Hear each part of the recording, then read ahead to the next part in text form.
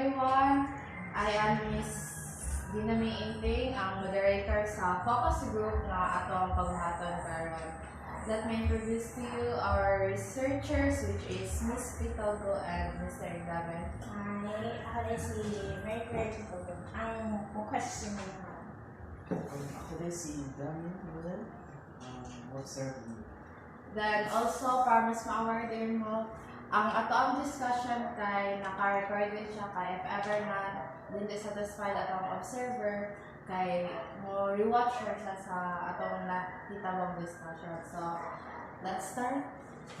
So, good afternoon again, ma'am and sir. So, I have a question for you. For you, what is disaster preparedness and risk reduction?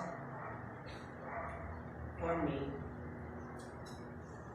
it is a systematic approach in identifying, assessing, and reducing risk caused by hazard in a certain population. That's it. So, for you, ma'am. For me, it aims to reduce the damage caused by natural hazard like floods, earthquake, and cyclones through the effect of prevention.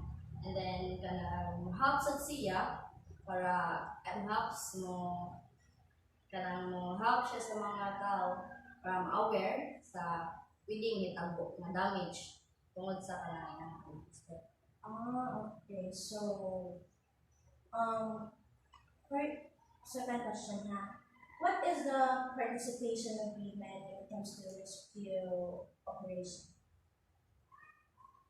For me, they assess the victims in terms of their needs, in terms of comfort, and in terms of aid.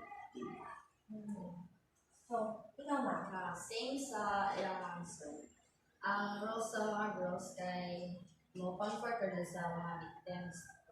Assist sa ilang na katrabaho if na may needs ang mga victims, then tawagan sila sa ang tawag sa mga parents para ma-aware. So, is it importante ba ang role sa women when it comes to risk reduction?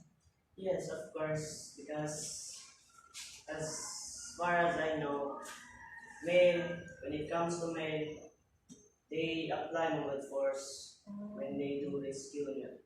While sa women, carry kayo sila. So, ikaw, you have anything to say? Same answer. So, ano din ay nindot matabang sa daw women ay mas makahatag og care. So, that's all siguro. Thank you so much sa inyong pag-answer sa mga question. Thank you. Thank you for allowing us. Salida. Salida. Salida.